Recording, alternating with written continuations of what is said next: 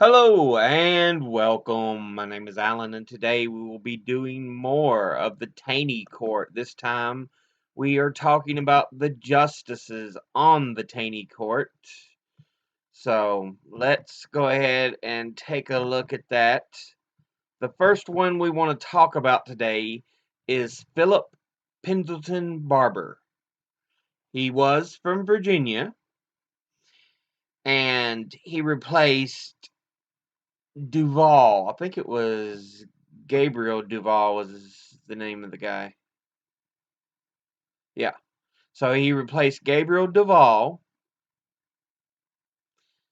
and he would serve for 4 years and 289 days from May the 12th, 1836 to February the 25th, 1841, dying while still an associate justice on the Supreme Court. So, Philip Pendleton Barbour. Let's take an in-depth look at Barbour here.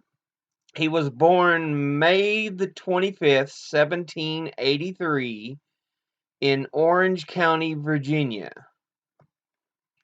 And he died February the 25th, 1841 in Washington, D.C. His education was as he read law in 1800. And of course, this is information I'm getting off fjc.gov.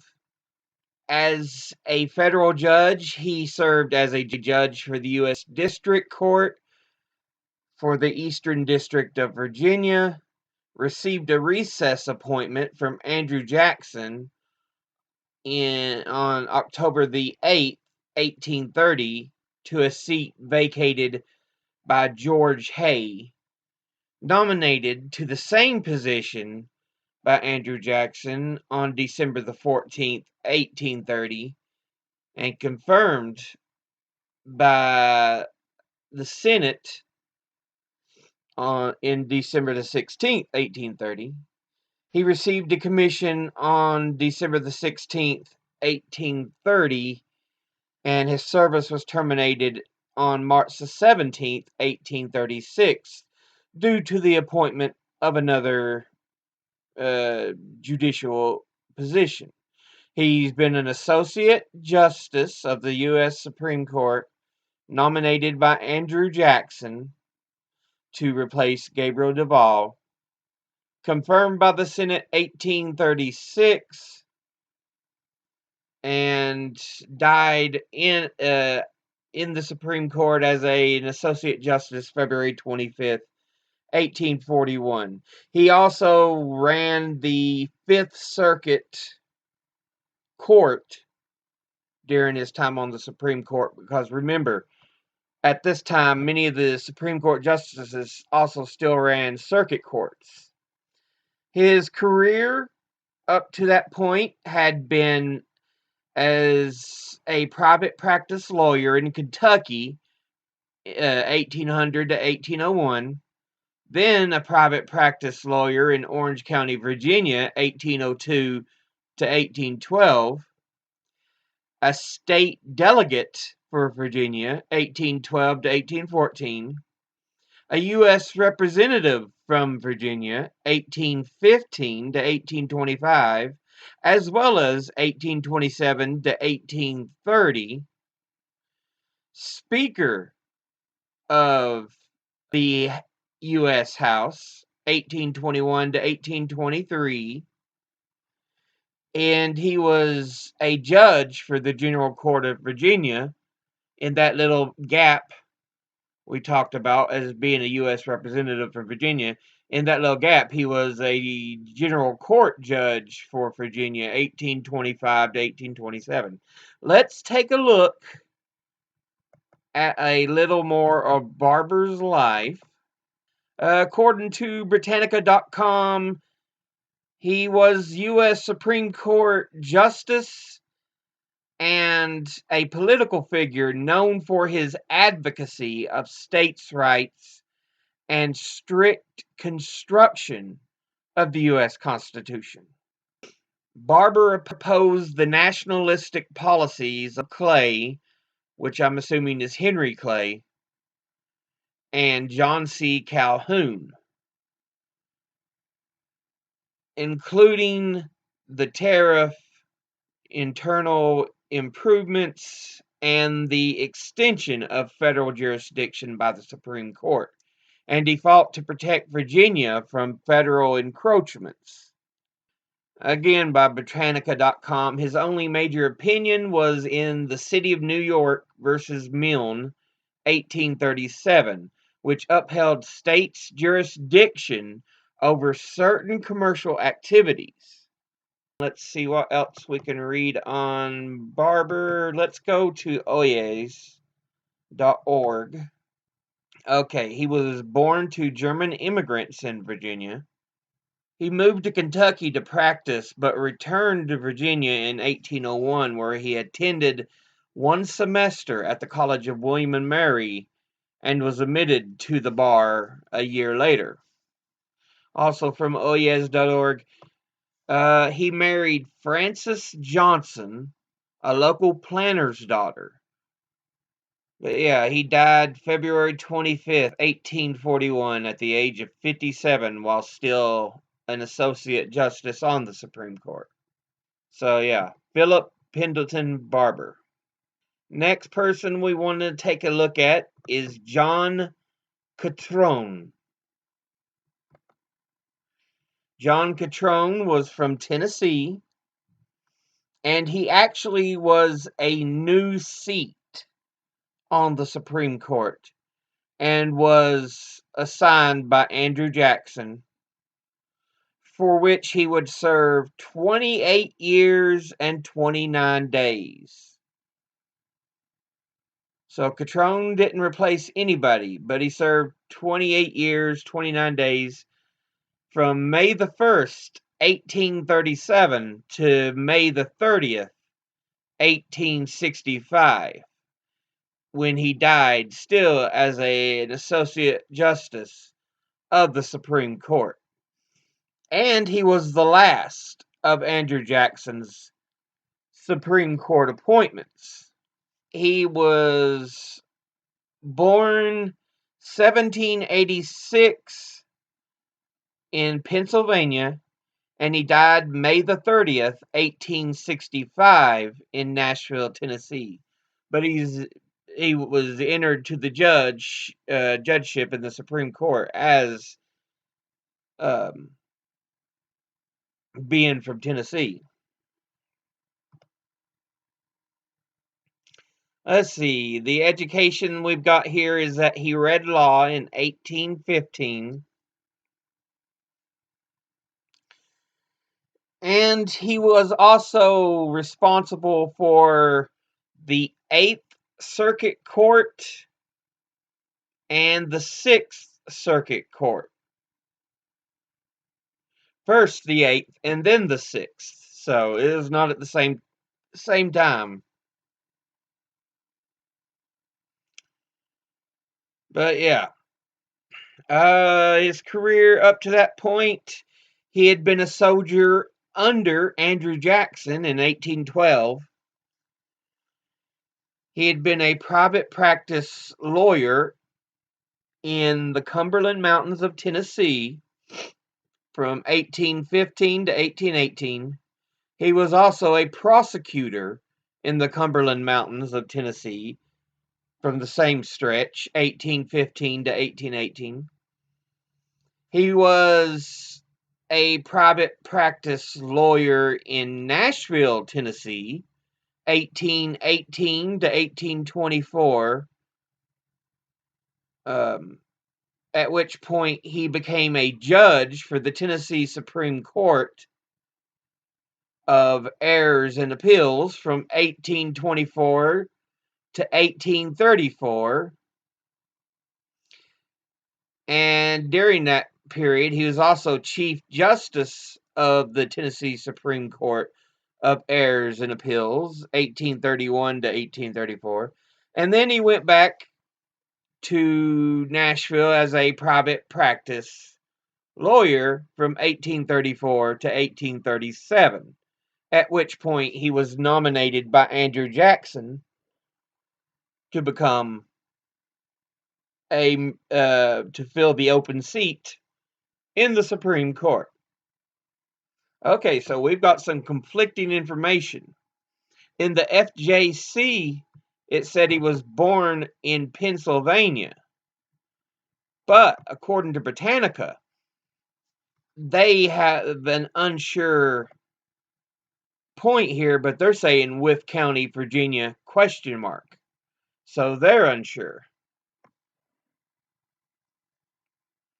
So we've got some conflict on exactly where he was born, but he would eventually end up in Tennessee where he would represent the state. So he served under General Andrew Jackson in the War of 1812 and studied law and was admitted to the bar in 1815. So this is all per Britannica.com. He was practicing on a mountain circuit in Tennessee and became its prosecuting attorney. Becoming highly versed in land law, which was then a major source of litigation. In his most famous decision on the Tennessee Supreme Court of Errors and Appeals, he disbarred a lawyer for dueling and denouncing the practice. A new constitution would abolish that court, though, and so Catron took up private practice. He was then picked by Andrew Jackson and was Jackson's last appointment to the Supreme Court. Although he was considered a capable justice, Catron decided no major cases and generally cast his vote with Chief Justice Roger Taney. Also from Britannica.com. In 1861, he strongly opposed secession from the Union and set out on his circuit duties in hopes of both maintaining the authority of the United States and using his influence to prevent his home state from seceding. Such action was too late. He was forced to leave Tennessee for his own safety and able to hold his Kentucky court during the war only with military assistance. So yeah. And let's see what they say in oyes.org.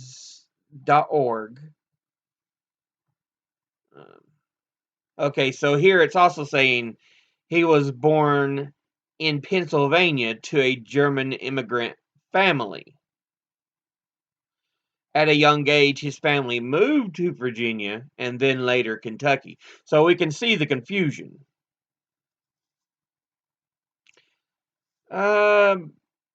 While throughout all his life, Catron held slaves, it says in Oyes.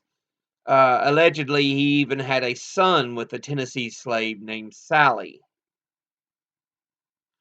This son was Catron's only known child, though Catron himself was married to Matilda Childress. Okay, here we go. Catron was a supporter of slavery throughout his career and sided with the majority in the Dred Scott versus Sanford decision. In this case, he wrote a separate concurrence. He agreed Scott was a slave, but said that Congress did not have the power to interfere with slavery in the Western territories. Yeah, one thing you have to realize is the country was so on edge before the Civil War, and there was a lot of pushing back and forth over which of the western states would be slave holding and which wouldn't. So yeah, that was part of this. But that was John Catron. Next person we want to look at is John McKinley. He was from Alabama, assigned to a new seat by Martin Van Buren, the first of two justices assigned by Martin Van Buren. So yeah, John McKinley was also in a new seat as Catron was. McKinley served 14 years and 192 days from January the 9th, 1838 to July the 19th, 1852, when he died as an Associate Justice of the U.S. Supreme Court. He was born May the 1st, 1780 in Culpeper County, Virginia, and died July the 19th, 1852 in Louisville, Kentucky. So he was born 1780.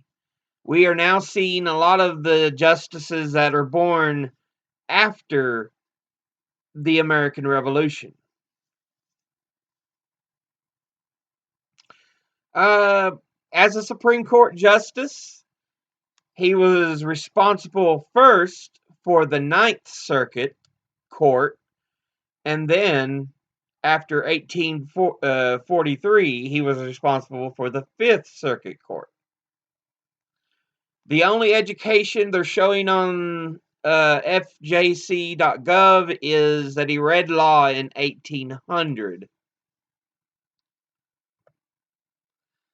Before he became a Supreme Court justice, he was a private practice lawyer in Frankfort and Louisville, Kentucky,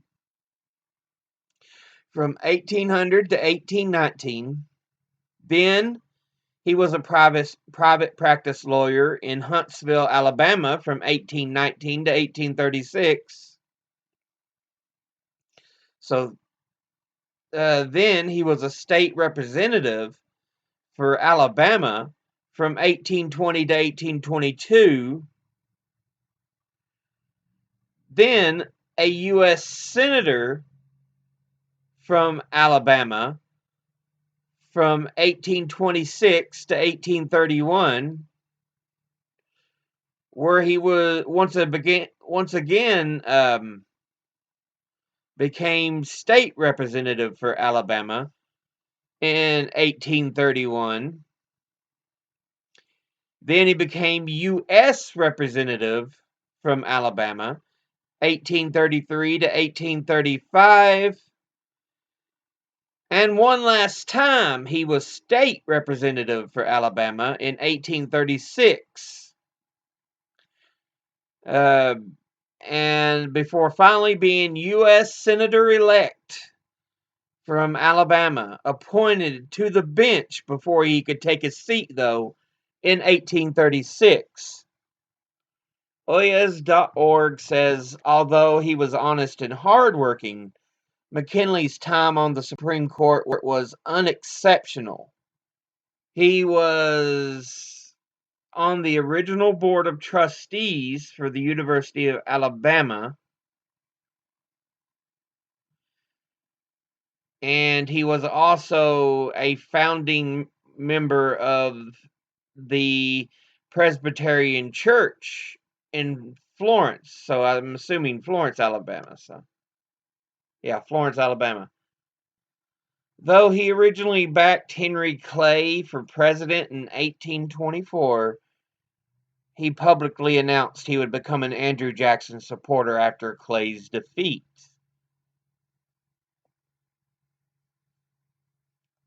because Henry Clay himself was from Kentucky, so I'm assuming that's where that connection comes from.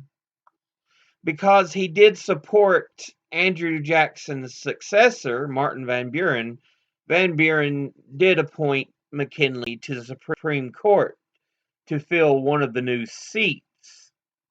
That seems to be really it for John McKinley. So let's look at the next person on the docket here, which is Peter Vivian Daniel. He was from Virginia, and he replaced Philip Pendleton Barbour, and was the second of the two Supreme Court justices appointed by Martin Van Buren. Peter Vivian Daniel served 18 years and 142 days. From January the 10th, 1842 to May the 31st, 1860, also dying as a member of the Supreme Court. He was born April the 24th, 1784 in Stafford County, Virginia, and died May the 31st, 1860 in Richmond, Virginia. On the Supreme Court, he first also served, while he was on the Supreme Court, he also served the Fifth Circuit Court Justice up until 1843, and then as the Ninth Circuit Court Justice. Education says he went to Princeton University, and he read law in 1808. And before he went into the Supreme Court, he was a private practice lawyer in Richmond, Virginia in 1808, a state delegate for Virginia 1809 to 1812, a member of the Virginia Privy Council 1812 to 1835, and then he was lieutenant governor of Virginia 1818 to 1835, before finally being appointed to the Supreme Court. So they listed, according to Britannica, they list a little more that he was born in Crow's Nest, Stafford County, Virginia. According to Britannica.com, he was the son of Travers Daniel, a plantation owner, and Frances Moncure Daniel, and he attended the College of New Jersey, now Princeton, in 1802, but 1 year later returned to Virginia, and then studied law under former Virginia Governor and U.S. Attorney General Edmund Jennings Randolph. In 1808, he was admitted to the bar, was elected to the Virginia House of Delegates, and married Randolph's daughter, Lucy. He was a strong supporter of Andrew Jackson and Martin Van Buren. And his support of Jackson actually landed him an offer to become Andrew Jackson's Attorney General. But Daniel declined the post because of his opposition to the spoils system, and because he considered the salary inadequate. His nomination into the Senate was a bit of a tough one because it was just 2 days after the death of Supreme Court Justice Philip P. Barbour, and just days before Whig President-elect William Henry Harrison was due to take office. But President Van Buren nominated Daniel to fill the vacancy.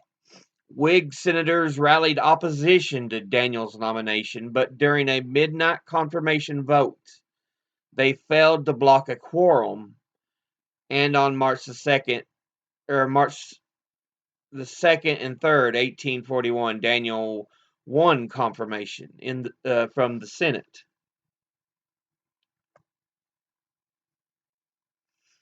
He was a staunch supporter of states' rights and slavery. This is still in Britannica.com, saying he gradually became increasingly hostile toward Northerners, especially as attacks against slavery intensified. In Prigg versus Pennsylvania, 1842, he argued that the Missouri Compromise of 1820 was unconstitutional, and that the federal government could not restrict slavery in territories. And in the Dred Scott decision, he joined the majority, arguing in a concurring opinion that freed black slaves who had previously been held as property could not be considered citizens of the United States. He only wrote one majority opinion for the court during his tenure. Only thing I can really find of note on oyez.org that we haven't already mentioned is that he became, while he was friends with Martin Van Buren and thus assigned to the Supreme Court by Van Buren, his friendship with Van Buren did end when Van Buren himself became a Free Soiler, a group that opposed slavery. Peter Vivian Daniel. Last person we're going to mention today is Samuel Nelson. He replaced Thompson. I think that was Smith Thompson is who that was. Yeah. He replaced Smith Thompson. And he was from New York. And it looks like he was the only nomination of John Tyler.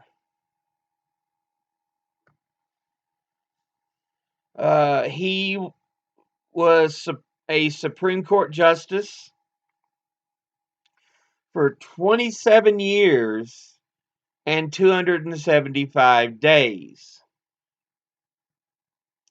From February the 27th, 1845 to November the 28th, 1872. Samuel Nelson. Let's take a little further in look at him.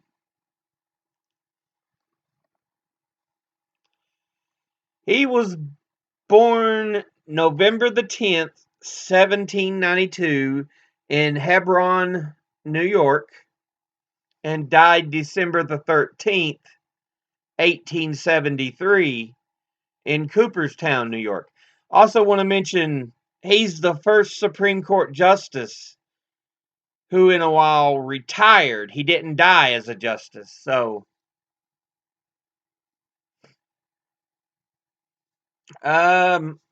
while he was on the Supreme Court, he also was the justice for the Second Circuit Court. Education was Middlebury College in 1813 and read law in 1817. And before he became a Supreme Court justice, he had a private practice as a lawyer in Cortland, New York, 1817. He was postmaster of Cortland, New York, 1820 to 1823, judge of the New York State Circuit Court, the 6th Judicial Court, 1823 to 1831. He was Associate Justice of the Supreme Court of Judicature of New York, 1831 to 1845, being the Chief Justice of that court 1837 to 1845, and was a candidate for the U.S. Senate from New York in 1845, before finally becoming U.S. Supreme Court Associate Justice. And again, this is information I'm getting from fjc.gov. Let's look at Britannica, see what they've got here.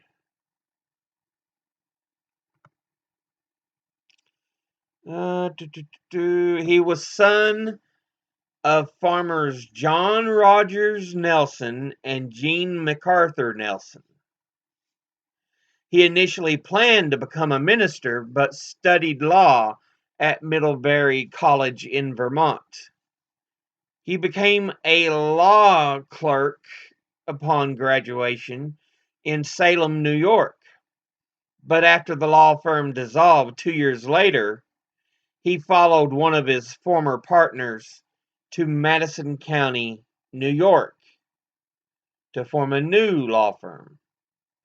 He served as a presidential elector for James Monroe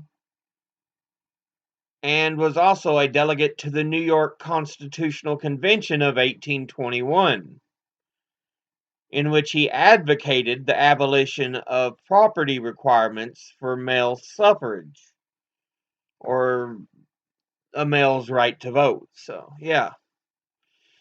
Although he was John Tyler's only appointment to the Supreme Court, he wasn't the first candidate, because several candidates had been nominated, but they had either been refused or had been denied confirmation by the Senate. But Nelson easily won confirmation by the Senate in March of 1845. Let's see, at the age of 31, Nelson was appointed to serve on New York's Sixth Circuit Court. After 8 years of service, Governor Enos Throop eventually appointed Nelson to the New York Supreme Court in 1831, where he would later become Chief Justice of that court. Now, Samuel Nelson. But, yeah. In the next video, I will look over more of the justices. I'll have to do 2 more videos for these justices because there's so many of them. But that one will only be 4, and the one after it will only be 4, because there's 13 total justices to look at. I will have the sources in the description below the video. But as always, educate thyself, think, read, study, learn. Someone tries to tell you something you have trouble believing, ask them to cite their sources. I'll see you all in the next video. Until then, later.